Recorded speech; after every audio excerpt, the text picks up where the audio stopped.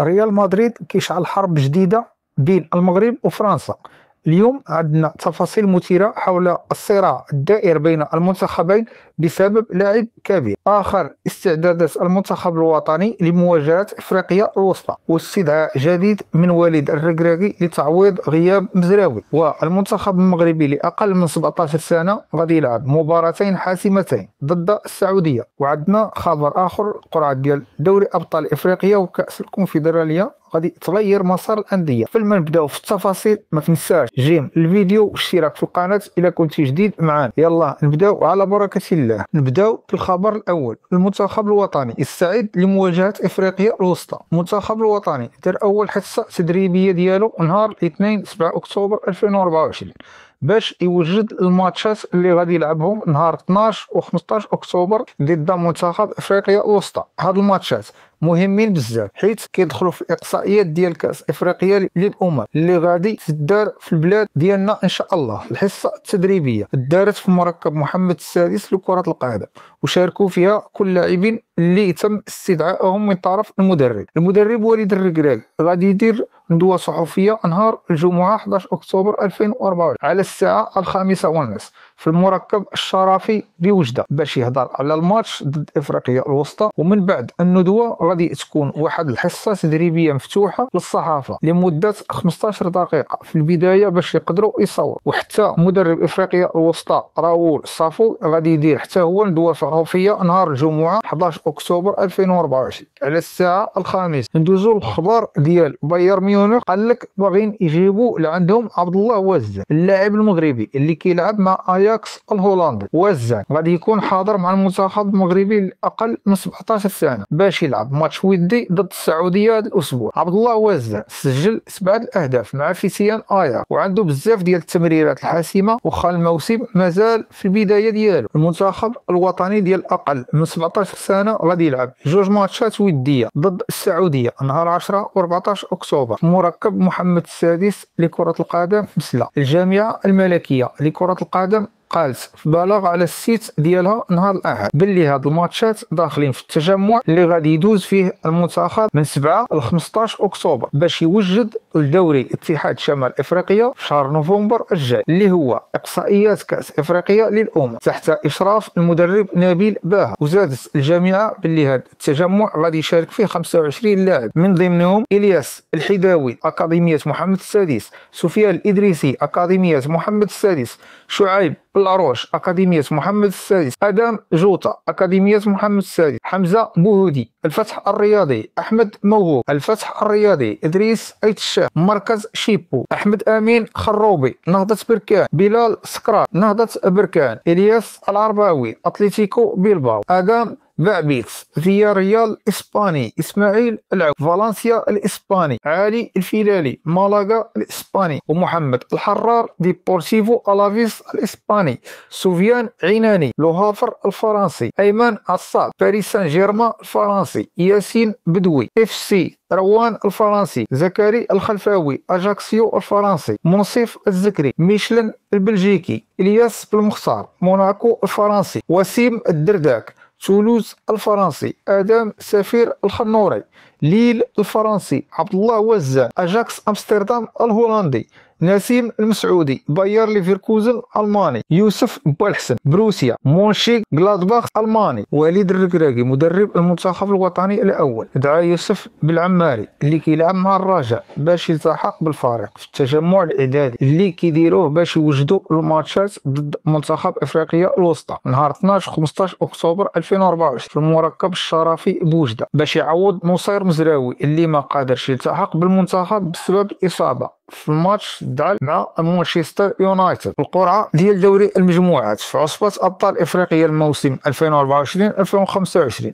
اللي دارت نهار الاثنين في القاهره حطت الرجاء والجيش الملكي في المجموعه الثانيه مع ماميلودي سانداوس من جنوب افريقيا واسي مانيما يونيون من الكونغو الديمقراطيه. المجموعه الاولى فيها الهلال السوداني ويانغ افريكانز التنزاني ومولوديه الجزائر مازيمبي من الكونغو الديمقراطية. أما المجموعة الثالثة فيها الأهلي المصري، أورلاندو بيراتس من جنوب إفريقيا، وشباب بولزداد الجزائري، وستاد أبيجان من الكوت ديفوار. المجموعة الرابعة فيها الترجي التونسي، وجو ليبا المالي، وساغاردا إسبرانزا من أنغولا، بيراميدز المصري. أما القرعة ديال دوري المجموعات لكأس الكونفدرالية الإفريقية لموسم 2024-2025 اللي دارت حتى هي نهار الاثنين في القاهرة، حطت نهضة بركان في المجموعة الثانية مع الملعب المالي من مالي، وستيلي نبوش من جنوب إفريقيا، ولوندا سول من أنغولا. المجموعة الأولى فيها سيمبا التنزاني، والصفاقسي التونسي، وقسطنطينة الجزائري، وأونزي برافوش من أنغولا. المجموعة الثالثة فيها اتحاد الجزائر، أسيك ميموزا من الكوت ديفوار، وجراف السنغالي، ورابا يونايتد من بوتسوانا. أما المجموعة الرابعة ففيها الزمالك المصري، وبلاك بولز من موزمبيق، وإنيمبا النيجيري. الجامعة الملكية المغربية لكرة القدم قررت تكرم اللاعبين القدام ديال المنتخب الوطني اللي من المنطقة الشرقية. هذه المبادرة جات على هامش الماتشات ديال المنتخب المغربي ضد افريقيا الوسطى بوجده اللي داخلين في التصفيات ديال كاس افريقيا 2025. المنتخب غادي يلعب ضد افريقيا الوسطى ذهابا وايابا في وجده.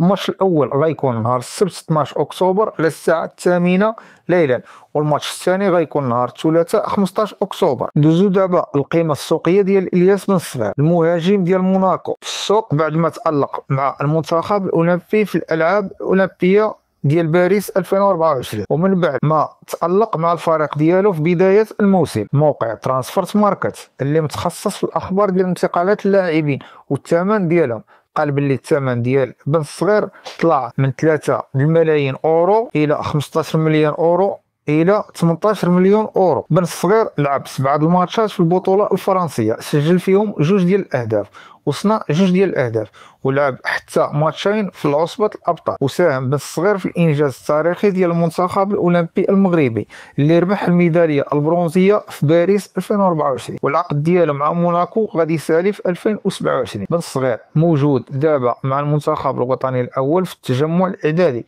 باش يوجدوا الماتشات ديال إفريقيا الوسطى. ريال مدريد يشعل الصراع بين المغرب وفرنسا. الجامعة الملكية المغربية لكرة القدم بدات الخدمة باش تجيب أيوب البعادي جوهرة ليل الفرنسي للمنتخب المغربي، هادشي من بعد ما تألق في الماتش ضد ريال مدريد اللي دار في ملعب ديال بيار موروا السيمانه اللي فاتت، وفاز فيها ليل بهدف ل0 في دوري ابطال اوروبا. بوعادي اللي عنده 17 عام ولا حديث الصحف والمواقع الرياضيه، وكل شيء كيهضر على الموهبه ديالو الكبيره، خاصه من بعد الاداء ديالو ضد ريال مدريد.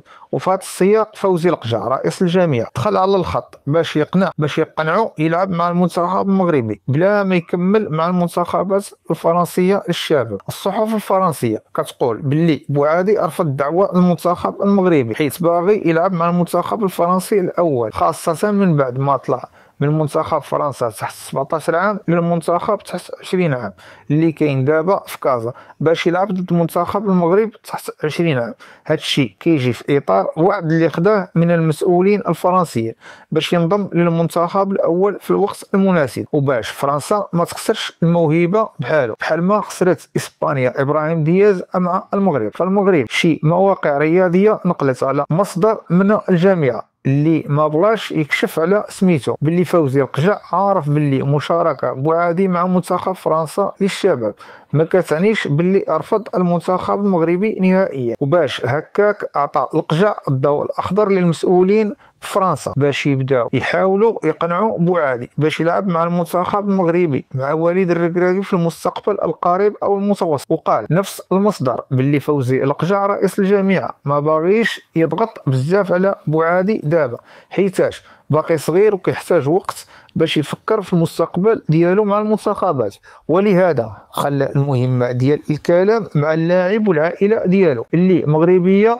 100% للكاشفين اللي خدامين مع الجامعه فرنسا باش من بعد يديروا الاجراءات ديال تغيير الجنسيه الرياضيه ديالو من الفرنسيه الى المغربيه بحال اغلب المواهب الشابه اللي قدر المنتخب المغربي يجيبهم من اقوى المنتخبات في اوروبا. بوعادي لعب اول ماتش ديالو مع الفريق الاول ديال ليل في نفس هذا الوقت العام اللي فات ضد بريست، وفاز ليل بهدف ل0. هذا الماتش خلى بوعادي يدخل التاريخ ديال البطولة الفرنسية كأصغر لاعب يشارك في ماتش في هذه الأنفية، وعنده ديك الساعة 16 عام و20 يوم. ودابا من بعد العروض القوية ديالو وخاصة الفوز على ريال مدريد، ولاو الصحف والمواقع في فرنسا والمغرب كتهضر عليه بزاف. ومن هنا نكون قد انتهينا هذا الفيديو، ولا تنسوا الاشتراك في القناة وتفعيل زر الجرس ليصلكم كل جديد. دمتم في رعاية الله، إلى فيديو جديد إن شاء الله.